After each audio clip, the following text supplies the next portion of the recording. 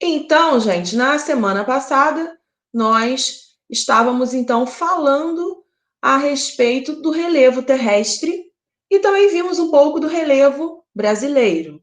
Nós estudamos, então, os tipos de rocha que nós temos, então, na superfície terrestre, e aí falamos também um pouquinho dos exemplos desses tipos de rochas, bem como as rochas que nós temos aqui no território brasileiro.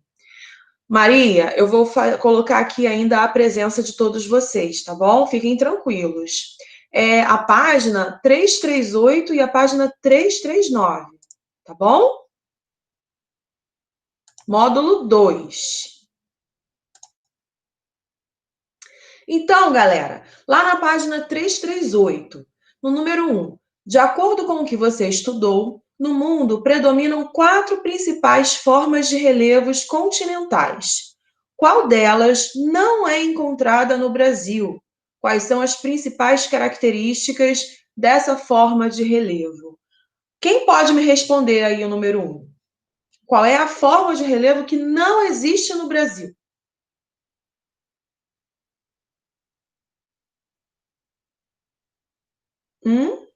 Os picos, tio? Sim, são as cadeias montanhosas. Nós não temos a presença de cadeias montanhosas no Brasil. Nós estudamos o nosso relevo e vimos que nós só encontramos planaltos, planícies e depressões. Então, a quarta forma de relevo que existe no nosso planeta seriam as montanhas. Nós temos áreas de elevações, mas não chegam a se configurar as montanhas, são os planaltos, tá? Que nós temos. É só a gente reparar na diferença de altitude. Nos lugares onde apresentam as cadeias montanhosas, essas montanhas elas apresentam elevações muito maiores do que as que nós temos aqui no Brasil, né? Tio, Oi. eu botei os picos montanhosos. Os picos das montanhas, as montanhas, as cadeias montanhosas, é essa a resposta, tá bom? Tá certo. Agora, quais são as principais características dessa forma de relevo das montanhas? Quais são as características dela? São bem Elas altos. apresentam baixas altitudes, elas apresentam grandes altitudes, Grandes. grandes altitudes, e elas ficam umas próximas às outras, né? É um conjunto, né, de montanhas sempre quando ocorre, uma cadeia, vários tipos de montanhas. Então, resposta do número 1 seriam a formação de montanhas, que é o que a gente não tem aqui no território, tá? Tia, e É, a segunda parte? Qual era a resposta mesmo que eu estava escrevendo que eu errei? vou falar agora, Mari. Então, primeira parte da resposta do número 1, a formação de montanhas. Ponto. Agora vamos para a outra pergunta. Milena, você vai consertar a sua resposta, Mori? Então tá. Então eu vou ditar para você, tá bom? Coloca aí. A formação de montanhas.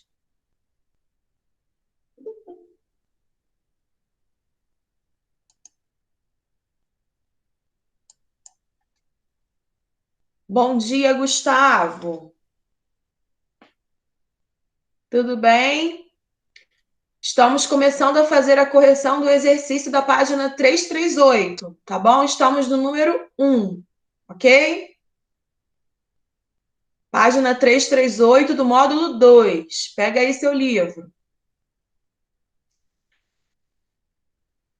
Milena, a formação de montanhas. Já escreveu isso aí?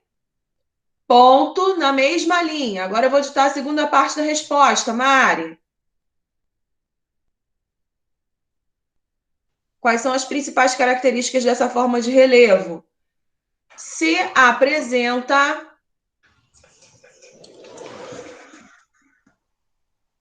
se apresenta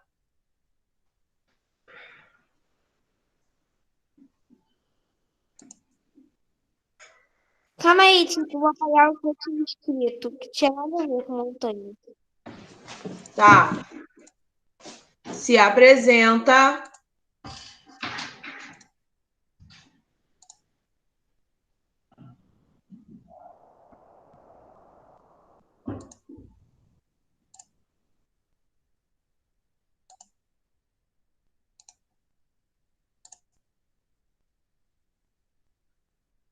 por um conjunto.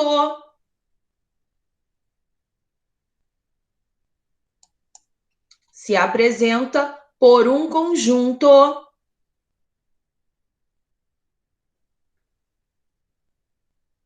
Qual letra, tia?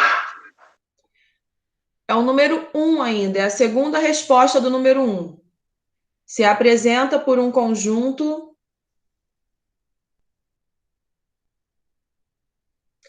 de cadeias montanhosas.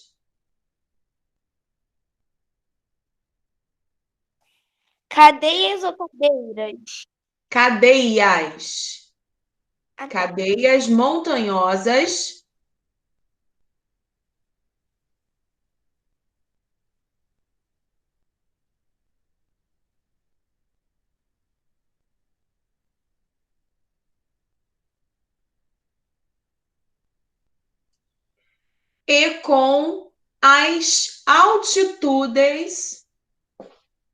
e com as altitudes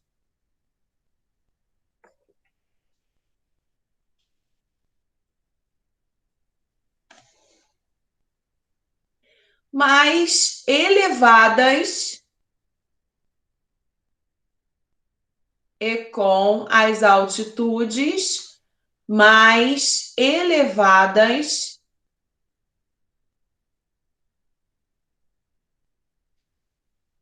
do planeta.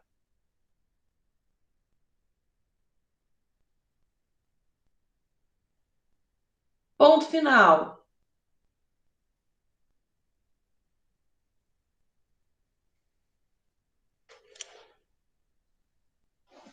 Professora, a gente já tá na 2 já? Não. Estamos na 1 ainda. Milena, conseguiu pegar a resposta, Mori? Pegou? Também perdi uma. Qual parte?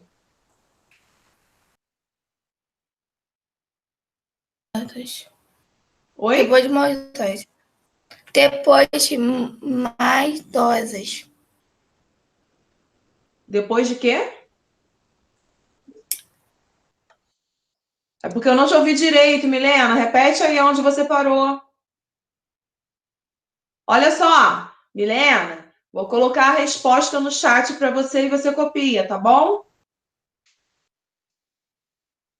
Galera, enquanto isso, vamos então responder a número 2, tá certo? No número 2, nós temos aqui 3 fotos e nós temos que identificar as formas de relevo que estão presentes aqui, tá bom? E colocar também as características dessas formas de relevo. Na primeira foto, representa o quê? Uma planície. Exatamente, uma planície. E qual é a característica principal da planície? Tio, botei uma grande área geográfica com pouco, raramente, nenhum tipo de variação de altitude. É um relevo plano, né? Pouco elevado em relação ao nível do mar. Isso aí, tá certo. Alguém colocou outra coisa diferente? Eu Fala. vou dizer assim, planícies são formas de relevo basicamente planas. Uhum. É isso? Só. Tá. Milena, coloquei aí no chat resposta da continuação da 1 para você copiar. No número 2, então, a primeira fotinho realmente trata-se de uma planície, então é caracterizada por um relevo plano, com pouca elevação. Na segunda foto, São representa como o quê? topos retos? Oi? Depressão. São topos retos? É uma depressão. Na verdade, a área que está sendo representada ao lado dessa área mais elevada é essa parte mais baixa. Então, é a depressão. Qual é a característica principal da depressão? São em geral planas. Planos e o quê? O que mais?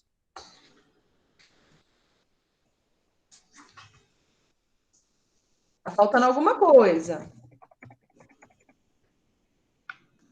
As depressões, elas são o quê? São as áreas mais baixas do que as áreas que estão ao seu redor. Então, além de serem mais planas, elas são mais baixas do que as áreas ao seu entorno. Então, vocês têm que completar com isso aí, tá bom? Preciso digitar? Não. E completar com o quê, tia? Aqui em cima é um planalto? São as áreas mais baixas Tia, a do que as segunda áreas você falou que que... é depressão, né? Oi? A segunda, da número 2 aqui embaixo, você falou que é depressão, né? É depressão, é isso aí, tá certo. Mas o planalto não é mais baixo que a depressão? O planalto, não. Aqui é um conjunto de planaltos, aqui embaixo. Mas o que a foto, realmente, a foto, o que ela está querendo representar é esse imenso vazio que nós temos na parte esquerda, que na verdade é a depressão, e não esse relevo que está aqui do lado direito, entendeu? Entendeu? É porque o ângulo dessa foto realmente tá estranho, né? Tá bom? No livro? No livro, página 338, para quem chegou agora. Eu estou colocando a resposta da primeira foto para vocês, tá bom? Você pode repetir a resposta da depressão? Não, número Peraí, 2. olha só, vou colocar agora aqui no chat. Tá bom. Ô, tia, a segunda foto eu botei. São as áreas mais baixas do que as áreas ao redor. É isso aí. Deixa eu só colocar aqui, ó.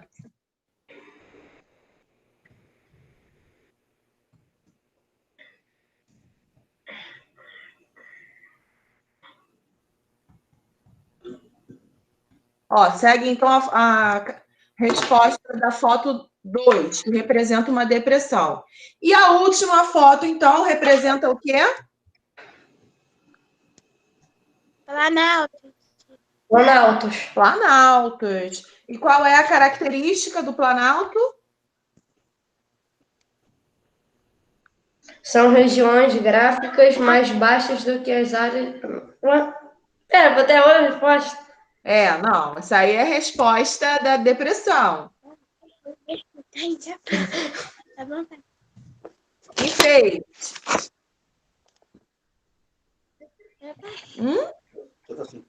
Olha só, as depressões, os planaltos, são aquelas áreas de relevo mais acidentado, com altitudes variáveis. E os planaltos, eles são resultantes de processos antigos, ele é de formação antiga, tá certo?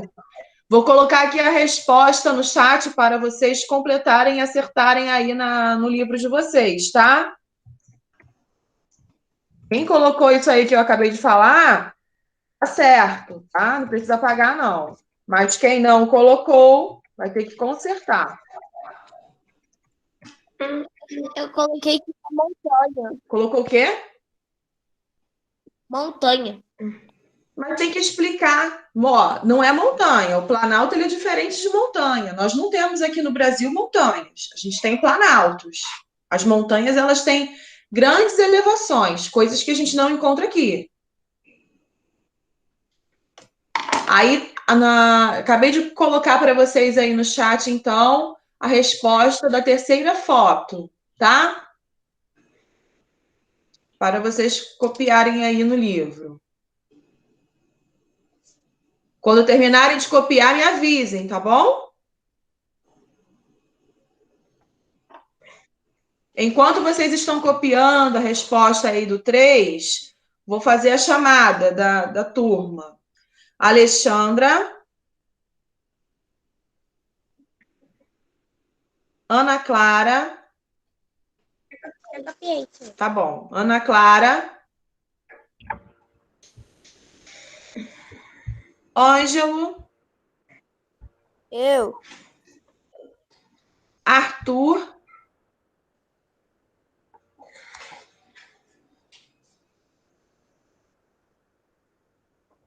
Beatriz. Brian. Caio, Davi,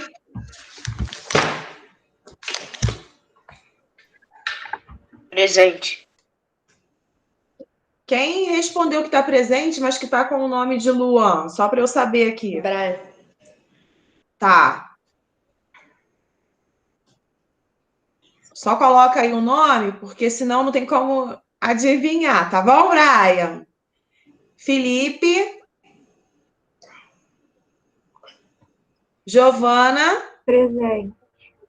Gustavo. Presente. Isabela. Presente. João Henrique.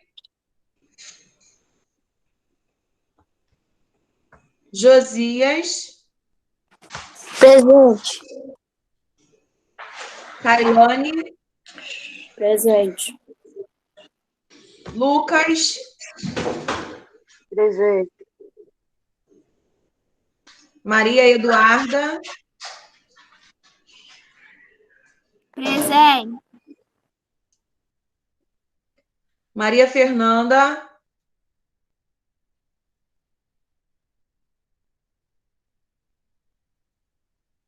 Mariana. Presente. Miguel. Presente. Milena. Nathalie. Presente. Pedro. Presente. Richard.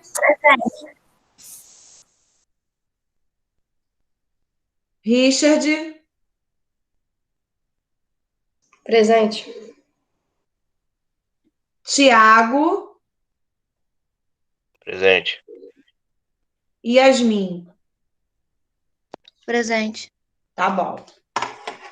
Agora, lá na página 339.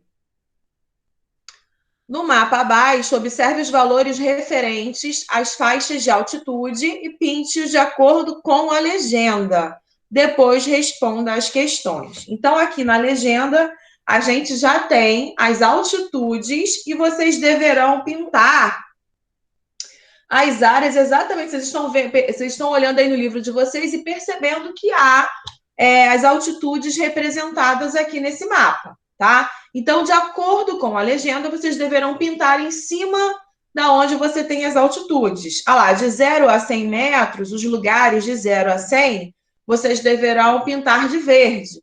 Então, as áreas no litoral aqui do Oceano Atlântico, ó, tudo aqui de verde. Onde tem 100 metros, essa área também onde não tem nada escrito. De 100 a 200, pintar de amarelo. Então, olha só, de 100 para 200, amarelo. Daqui para cá também amarelo. E onde mais tiver, tá? De 200 a 500 metros, de laranja. Então, vocês vão procurar aqui no mapa as altitudes correspondentes e irem pintando de acordo com essa legenda. Não tem erro. É só pintar com cuidadinho e ir olhando ali na legenda com as cores certinhas, tá bom? Então, eu vou ali rápido pegar o lápis de cor. Não, mas agora não, porque isso aí era para ter feito durante a semana. Espera aí, aguenta aí. Vamos terminar de fazer a correção. Se você não pintou, então você vai pintar depois, tá bom? Eu pintei, só que aí faltam alguns aqui. Ah, entendi. Tá. Só que a gente vai continuar, então, fazendo a correção, tá? Na letra A, qual é a faixa de altitude mais elevada do estado do Rio Grande do Sul? 1.200. 1.200 metros, muito bem. Você vê como nós vamos responder. Coloquem aí. 1.200 metros. Na letra B, em que faixa de altitude está a Serra das Encantadas? 500 metros. 500 a 800? Entre 200 e 500 metros. Está nessas faixas de altitude, tá? Então, tem que pintar essa parte aqui da Serra das Encantadas de laranja, viu? Porque, olha lá, de 200 a 500 metros é laranja. Então, na letra B, resposta entre 200 e 500 metros. Agora, lá na letra C, A região costeira do estado está em que faixa de altitude? 0 a 100 metros. 100. 0 a 100 metros. Isso aí. 0 a 100 metros. Perfeito. Ô, tia, essa C que eu não entendi. A C era só para olhar em que altitude está aqui essa parte da região costeira do Oceano Atlântico. Aí é 0 a 100. Não, ela tá... Ah, tá. Eu cheguei Entendeu? já. Agora, no número 4, nós temos aqui uma pesquisa que vocês deveriam fazer. Consulte no mapa da página 337 e localize a região com a altitude mais elevada do estado onde você mora. Vocês fizeram isso? Sim. Sim, tia. Tá, e aí, o que vocês acharam? Eu achei agulhas negras na altitude mais elevada. Pico das Não é, Agulhas. não é pedra na mina? Oi? Tem pedra na mina, tio. Perto o quê? Parte mais baixa É do lado de Agulhas Negras. e a parte mais Também baixa tem a pedra da mina, muito bem. Também É tem a mais pedra da mina também, tá? E depois pede para localizar a região com altitude mais baixa. Vocês viram isso também? Sim, tia. A área litorária. A área Litorária. litorânea, porque está próxima ao nível do mar. Então, é exatamente essa resposta. Muito bem. Há alguma dúvida, galerinha, em relação ao exercício do livro, em relação ao relevo? Professora, Oi. pode repetir mais alto que eu não consegui prestar atenção direito, não consegui. Pico das Agulhas Negras e também nós temos o pico da mina, tá? Obrigada. Alguma Tia, também dúvida, tem galerinha, bandeira. em relação ao relevo? Ô, tia, bandeira também é o maior? Deixa eu olhar aqui no mapa. A letrinha é muito pequenininha, gente, mesmo eu estando de óculos. Bandeira também. Tio, o Pode ser Monte também, tá na região Pescoal, que é o Ponte Pescoal, que é um dos menores. É o nível do mar, próximo ao nível do mar, que é de 0 a 100 metros. Yasmin? Eu? Coloca essa resposta no chat, por favor. Ela vai colocar no chat, tá bom, Mari? Para você.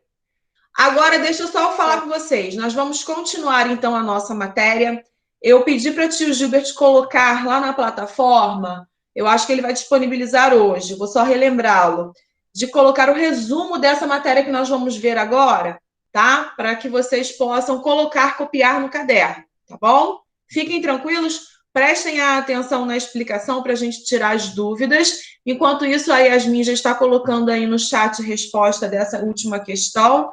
E eu vou começar aqui compartilhando a minha tela com vocês, para eu começar a explicar.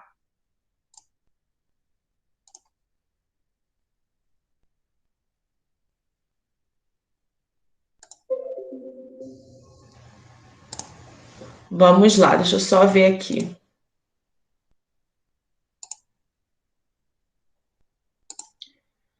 Nós vimos nas semanas anteriores a primeira parte do capítulo 3, que abordava, então, a temática do relevo terrestre, e depois nós vimos o relevo brasileiro.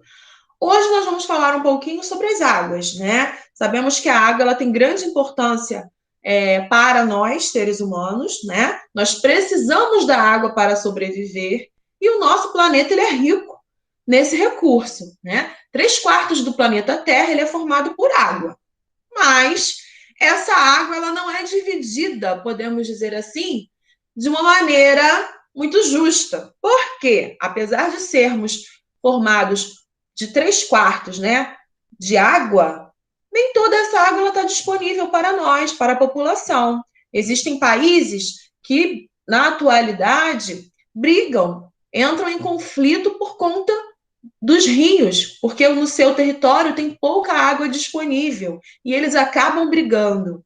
Além disso, né, dessa disponibilidade de água, desse recurso para as pessoas não serem assim igualitárias, ainda tem uma outra questão, né? Nós, seres humanos, não temos cuidado muito bem desse recurso, pelo contrário, nós temos contribuído e muito para a poluição, né?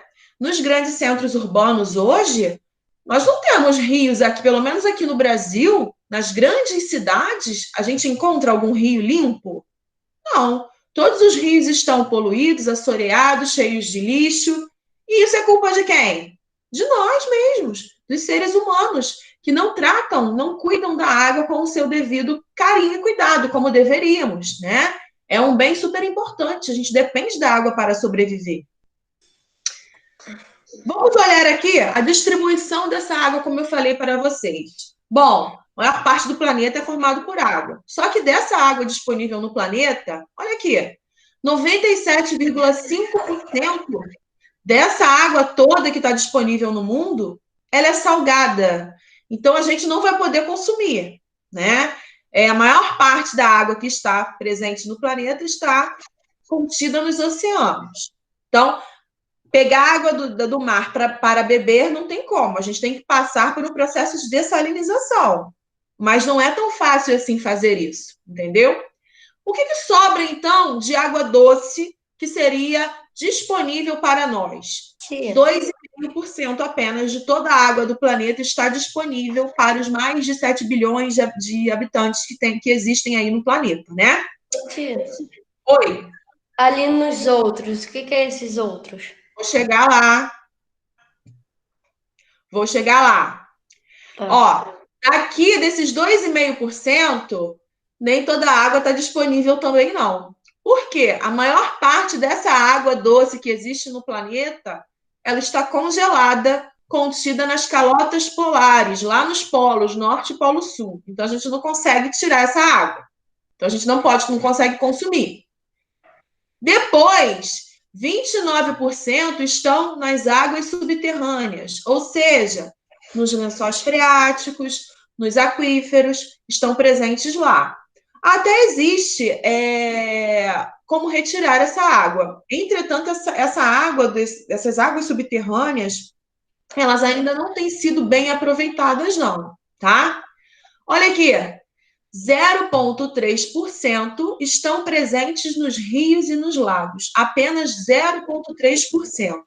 E desses 0,3%, a gente não cuida. Olha só que absurdo! Os nossos rios estão sendo poluídos pelas atividades econômicas, pelos lixos que as pessoas jogam neles, pelos esgotos domésticos, pelos resíduos das indústrias. Então, a gente tem poluído e tratado muito mal esse 0,3%, porque essa poluição não é típica só do Brasil. O mundo inteiro, né, acaba cuidando desse bem precioso dessa maneira. Tem alguém aí com o microfone ligado? Dá para desligar, por favor? Só para não precisar sair dessa tela. E quando a gente fala aqui de outros, quer dizer da água que está indiretamente disponível para a gente. Por exemplo, as plantas. Todos os dias, as plantas entram no processo de produção de água para nós, através do processo da evapotranspiração. Então, esse 0,9% se refere a essas águas que nós acabamos por ter de maneira indireta. Tá certo? Certo. Professora? Então, tia, as águas da evaporação também conta? Conta. Agora eu vou explicar para vocês. Por quê? Por que conta? É importantíssimo que ocorra esse processo para a manutenção das águas continentais. A gente fala águas continentais, que são as águas dos rios, dos lagos, né? Dos mares. Por quê? Olha lá, existe um processo que ocorre diariamente, que se chama aí um fenômeno chamado ciclo hidrológico, ou ciclo da água. Por que esse ciclo ele é muito importante? Porque ele ajuda a manter a quantidade de água que nós temos aqui no planeta. E como é que ocorre esse ciclo? É um ciclo de renovação das águas. Ah lá, diariamente o Sol, ele aquece a superfície, aquece as águas. Quando essas águas ficam aquecidas, parte dela evapora, sobe para a atmosfera em vapor d'água, que quando se condensa, formam as nuvens. E quando essas nuvens ficam saturadas, muito cheias de vapor de água, ela acaba saturando e aí caindo sob forma de chuva, um tipo de precipitação. Ou seja, a água daqui foi evaporada, subiu, formou as nuvens, ficou condensada, saturou, caiu novamente na superfície terrestre sob forma de chuva. E aí tudo isso aqui faz parte desse processo, então, de renovação das águas, porque as plantas, quando aquecidas pelo sol, elas também transpiram. Elas fazem o que a gente chama de evapotranspiração. Vapor também de água sai da planta e vai para a atmosfera. E que mais tarde vai cair novamente sobre os rios, sobre os mares, sobre os lagos, oceanos e também sobre essas florestas aqui. E isso ocorre diariamente. Isso é fundamental para que ocorra essa renovação das águas destes ambientes, tá certo? Então, as florestas também desempenham um papel muito importante no processo do ciclo hidrológico, da renovação das águas. Por isso que a gente também tem que proteger e preservar as nossas florestas. Aqui no Brasil, a gente tem a maior floresta equatorial do mundo, que é a floresta amazônica. Já pensaram no que poderá acontecer se toda essa floresta for desmatada? O que vai acontecer com esse ciclo hidrológico que acontece aqui no Brasil, caso a floresta amazônica seja toda desmatada?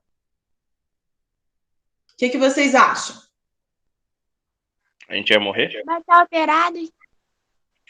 Morrer, não. Mas a gente vai sofrer a seca, né? Os lugares que são úmidos não mais serão, como a própria região norte, né? As áreas que já possuem temperaturas mais quentes, como o sertão nordestino, que já é mais seco, vai piorar, vai acentuar ainda mais esse clima mais seco, por conta dessa falta de umidade que a nossa floresta contribui. Então, a gente precisa preservar, não só por conta da diversidade de espécies que existe na floresta, mas também para a preservação do ciclo hidrológico no nosso país, no nosso lugar. Senão a gente vai ter uma alteração de clima, não só na região norte, mas no centro-oeste, na região nordeste, na região sudeste também, tá certo? Porque existe aí a atuação dos ventos que empurram essas massas úmidas, essas nuvens carregadas, né, de vapor de água para outras regiões e promove as chuvas em outros lugares. Quando você não tem mais essa vegetação, esse ciclo hidrológico ele vai diminuir, e muito. E aí pode ser que não tenha mais chuva com tanta frequência, tá? Alguma dúvida sobre o que é o ciclo hidrológico? Não. Não. Tá bom. Agora nós vamos falar... Oi. Nós vamos falar rapidinho aqui sobre os rios. Deixa eu só pegar aqui essas fotos. Essas duas fotos aqui são de dois rios brasileiros, mas que são diferentes.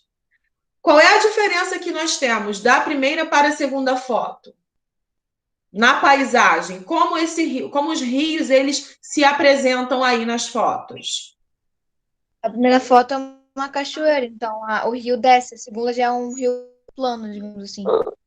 Exatamente. Na primeira foto, a gente tem aí o que a gente chama de rios de planaltos, que vão apresentar aquelas cachoeiras, aquelas quedas d'água provocadas pelo próprio relevo, né?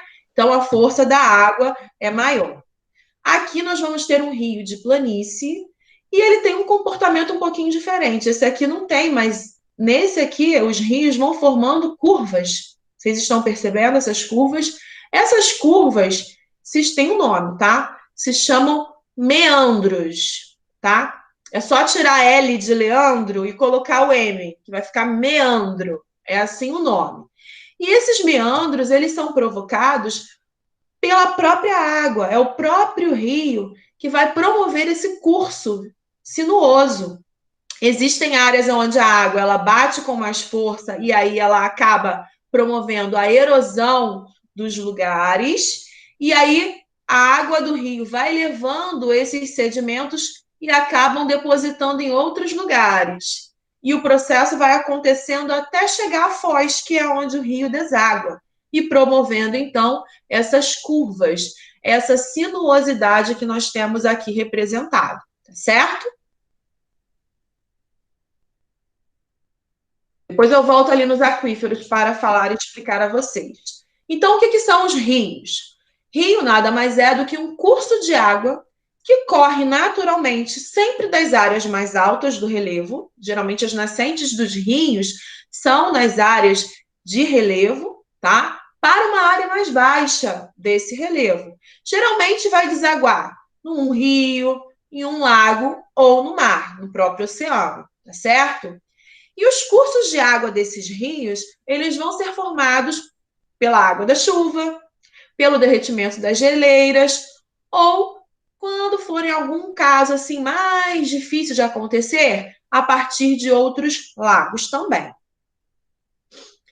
Falamos já no início da nossa aula da importância dos rios, né? Eles, obviamente, sempre tiveram grande importância para as sociedades, desde o homem primitivo. As civilizações, as grandes civilizações do mundo se desenvolveram nas margens dos rios, óbvio, porque é um recurso de que nós precisamos para consumo, para as atividades agrícolas, para uma diversidade de coisas.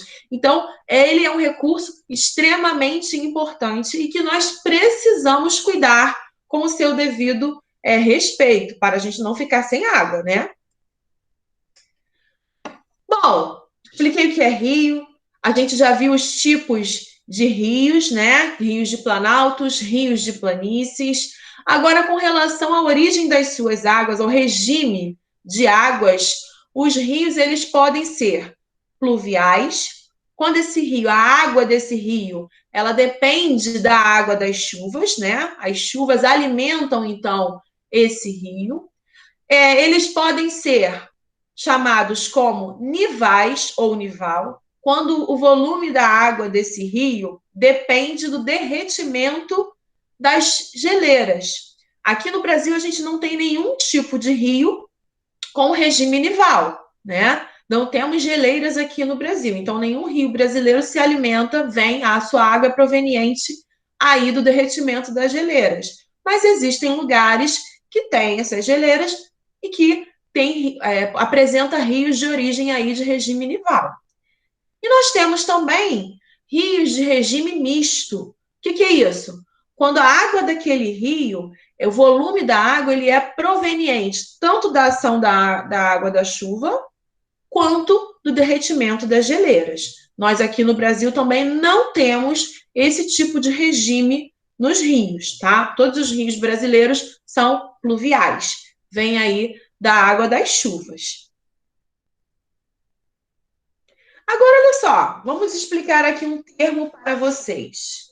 No nosso livro, vou falar para vocês aqui na página 343, vem explicando para a gente sobre o volume de água desses rios. Que os rios nem sempre vão apresentar o mesmo nível de água, porque, ora, nós vamos ter um período onde essa água ela está acima do nível, a gente fala que é o período de cheia desses rios, e, ora, essa água, por algum motivo, ela vai apresentar um volume bem abaixo. Quando esse volume de água desse rio ele está bem abaixo, a gente diz que o rio está sobre o período de vazante. Aí aqui nessa foto é a mesma região, é a mesma área, tá? Só que em períodos diferentes. Olha aqui, nessa primeira foto é o período de vazante do rio. período onde o volume de água dele ele é menor e a água ela então recua, tá? E aqui abaixo, que é o mesmo lugar, a região sobre o período de cheia desse rio, onde aquela área, olha aqui, que antes estava à mostra, né? Não está mais. Foi o período de cheia. Na página 343. A lua influencia nisso? Oi? A lua influencia nisso? A lua influencia nas marés. Sim, influencia nas marés. Existe, influencia sim. Tá? Agora eu preciso de alguém para ler na página 343 o período de vazante. É isso aqui? 3, 4, 3. 3, 4, 3, 4, 3. Alguém pode ler para mim? Quer que eu leia, tia?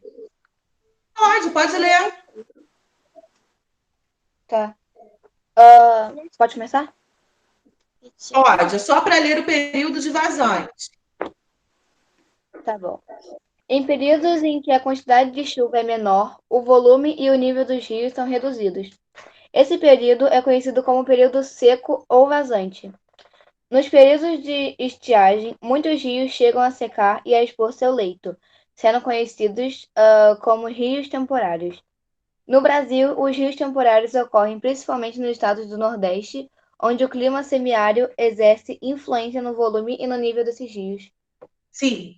Então, nesses rios, né, que apresentam aí essas vazantes e essas cheias, muitos rios, eles são chamados de temporários, porque eles só vão apresentar a água no período em que eles recebem as chuvas. Então, que exemplo de rio que nós temos? Os rios do Nordeste, mais especificamente do sertão nordestino, que são os rios temporários ou intermitentes, quer dizer a mesma coisa, tá bom?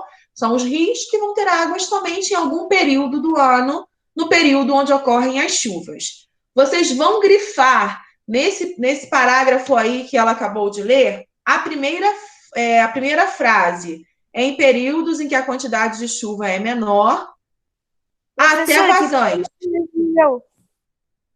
Página 343, período de vazante.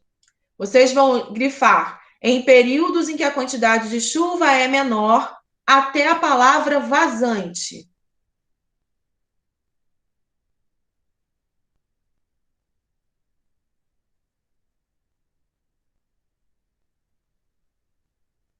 Então, os rios que vão apresentar água, fluxo de água, né, no seu leito, em alguns períodos do ano, são conhecidos como rios temporários ou intermitentes.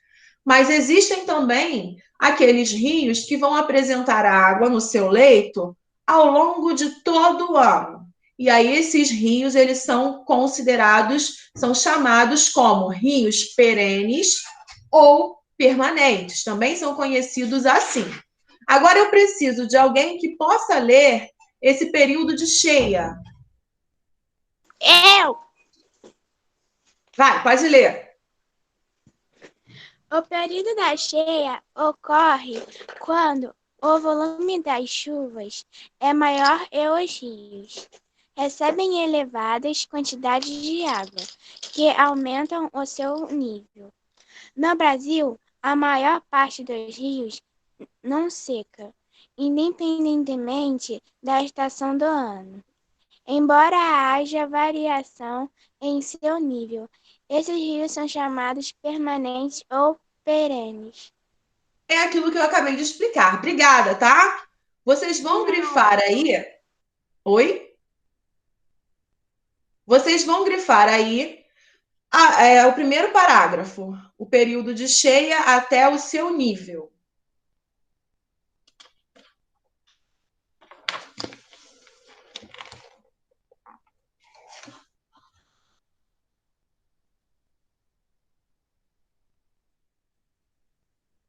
Já grifaram?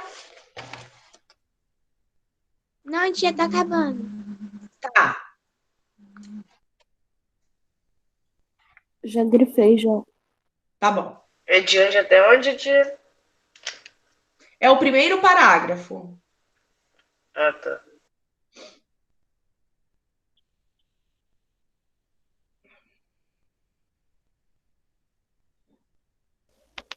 Eu também já acabei. Tá bom. Agora, olhem só. Nós vamos falar um pouquinho sobre as partes de um rio. Estamos falando dos rios, dos tipos dos regimes, de como eles se formam, né? De rios temporários, de rios permanentes. Falamos aí sobre a origem das águas desses rios, mas nós temos aqui umas classificações e nós temos como identificar as partes que formam um rio. Então, nós temos aqui um rio principal. Como nós falamos, esse rio, ele nasce, né? Ele se origina numa área de relevo. Então, a área onde esse rio nasce, nós vamos chamar de nascente, tá certo?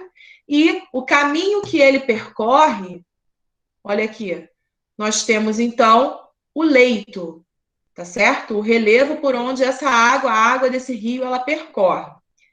A gente fala afluente, os rios que são alimentados por esse rio principal. O rio principal, ele é o maior e, digamos assim, o mais importante. Então, nós vamos ter os afluentes, que são os rios que se alimentam, as águas, né, desse rio principal.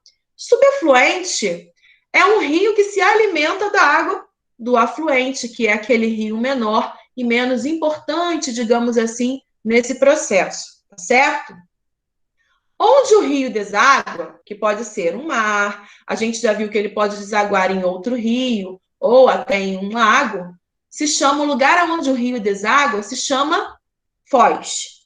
Mas lá no livro de vocês, a gente tem na página 342 um desenho mais completo, certo? E nós temos aqui várias áreas que podem aí denominar, então, as partes dos rios. Olha lá, a gente tem o que a gente chama de margem, todo rio vai apresentar a sua margem, que são essas partes aqui laterais.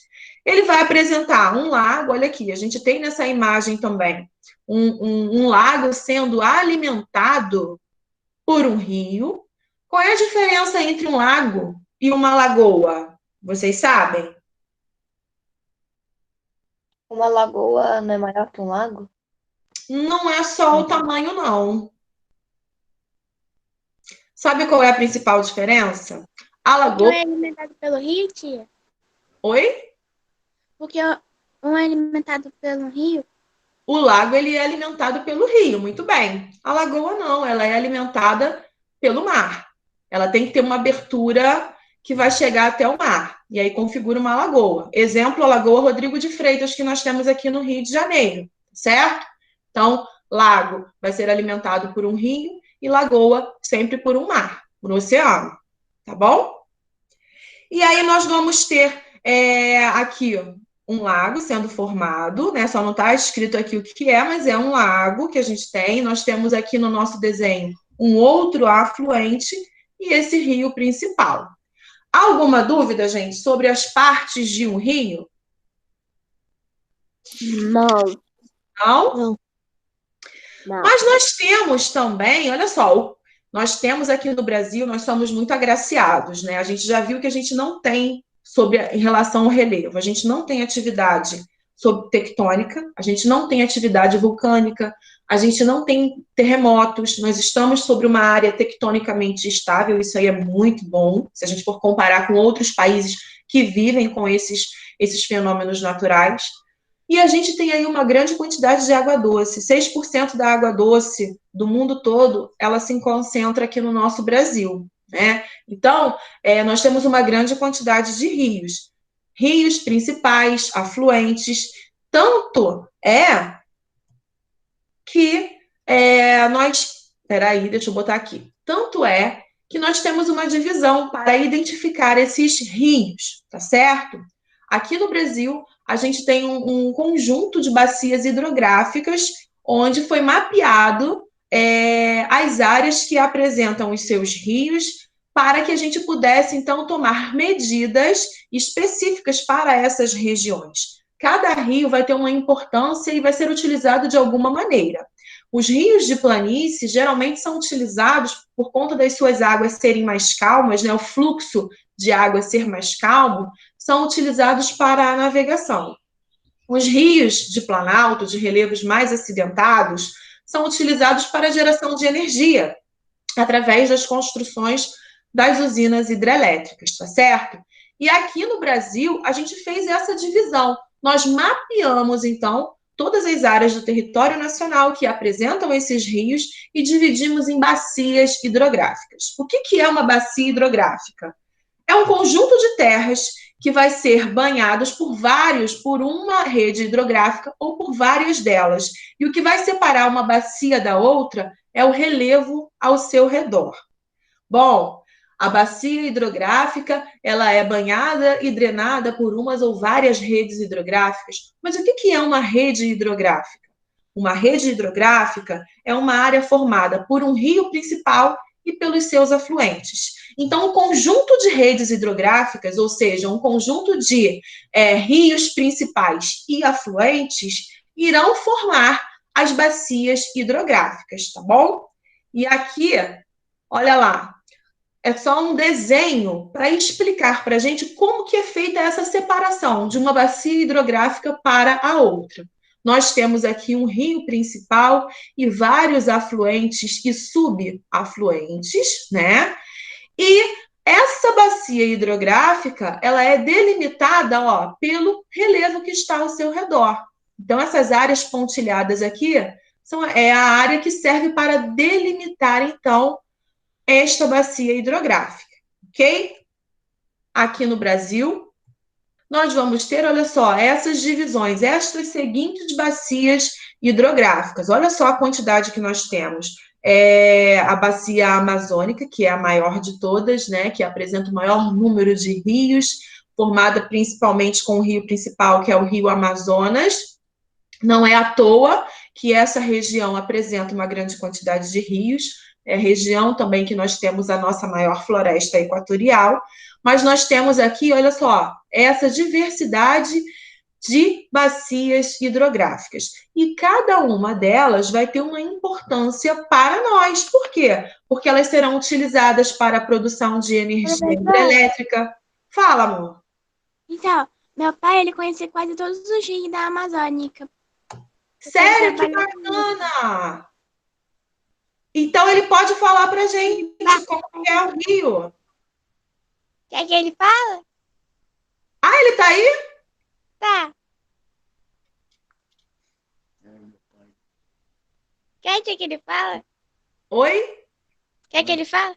Ele pode falar, rapidinho, pode falar, claro. Vai, fala. Oi, tia, tudo bem? Olá, tudo bom? Tudo bem, a senhora? Tudo bem, graças a Deus. Eu passei um tempo navegando nos rios da Amazônia, porque eu faço patrulha. Agora não faço mais, não. Eu conheço os afluentes e os não afluentes do rio, todos. Do rio da bacia amazônica, do estado do norte. Eu conheço todas. Agora, como a senhora falou, existem rios aí muito sinuosos e não sinuosos, né? Uhum. Existem rios aí que, a senhora bem colocado, no período de chuva, nascem rios e morrem rios, e nascem outros rios. Uns nascem, outros morrem. E nessa nascente que há, como a senhora bem colocou também, há grandes deslocamentos de terra, levando para outros lugares também. Isso aí, assoreando alguns rios, né? Exatamente isso aí, pai. Eu já vi ilhas sumirem e essas terras irem para o mar, diretamente para o mar. Muito legal, muito bacana o comportamento, né, dos rios e das águas. Obrigada, tá, pai? Desculpa atrapalhar. Nada. Obrigada. Gente, então, olha só, ele acabou dando um depoimento, né, crianças, do que ele vivenciou, do que ele viu. E isso é bem bacana, porque quando a gente estuda, a gente já associa tudo aquilo que a gente já viu e comprovou como acontece realmente, tá certo? Até agora, vocês têm alguma dúvida? Não. Não. Professora, Agora, a gente está falando tanto dos rios aqui, mas como é que está a saúde dos rios brasileiros? Vamos falar do nosso nível, a nível de Brasil, né? Nos grandes centros urbanos. Gente, olha essa foto. Quando eu vi essa foto, eu selecionei para vocês. Olha que tristeza. Não é montagem. O cara está dentro de uma canoazinha, né? Agora, olha o que está ao redor dele. A quantidade de lixo, garrafa lixo. PET. Hã? Olha do lado da imagem. Água marrom. Exatamente. Então, É muito lixo. cada mais tipo. lixo que água. Exatamente. Então, nós não estamos sabendo cuidar desse bem que é tão precioso. A gente está no mês do meio ambiente, que é o mês de junho, né? Na sexta-feira passada foi o Dia Mundial aí do Meio Ambiente, e a gente precisa lembrar e cuidar todos os dias. Nós precisamos fazer a nossa parte. Não adianta só a gente reclamar, a gente tem que começar a mudança por nós. Não adianta nada a gente olhar essa imagem, ficar chocado aqui na hora da nossa aula, mas jogar o lixo no chão, jogar o lixo no rio, o esgoto das nossas casas irem, então, para esses rios, a gente acaba contribuindo. Então, cada um de nós precisa fazer a nossa parte, né? Bom, galera, olha só, a nossa aula está acabando, já é 9h01, eu preciso liberar vocês. Anotem aí, eu vou deixar como atividade para casa as páginas 346 e a 347. 346 e a página 347. Fala de novo. Fui. Tá bom. Tá bom? Fiquem com Deus, tá? Até a próxima semana. Ela tá na sala ainda? Tchau. Deixa eu falar com ela. Professora, meu pai quer falar com você. Oi. Oi, tia, tudo bem? Tudo. Tia, em Manaus, eu já vi, assim, como a gente... Eu trabalhei em Manaus 5 anos e 2 meses. Nesses 5 anos, a cada ano, 305 dias, eu passava no Rio navegando 200 dias. Caramba! Navegando. Para só ter uma ideia. Então, o que eu cheguei a desenhar rios, onde eu passava no papel, né? Aonde era mais fundo, aonde era o leito, onde não era o leito, aonde o banco estava, que era o deslocamento de terra, né? Até chegar ao mar, ele vai deslocando dentro do rio. Isso. Entendeu? Então, tem tudo isso gravado. Se lhe interessar um dia, eu posso tentar buscar isso para a senhora, bater foto e te mandar. Entendi. Nossa, é muito legal, né? E assim, é muito interessante, assim, você teve contato com os povos lá certamente, né? Comunidade indígena? Sim.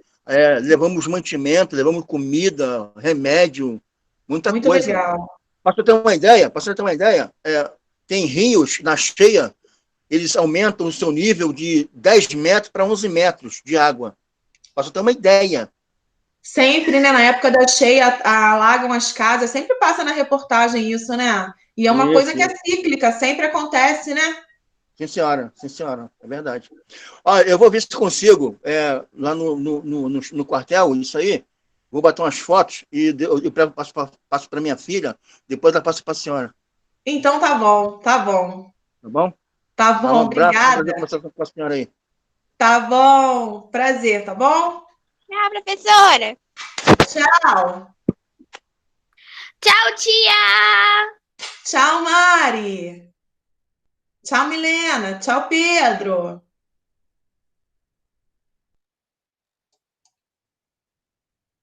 Tchau, Pedro.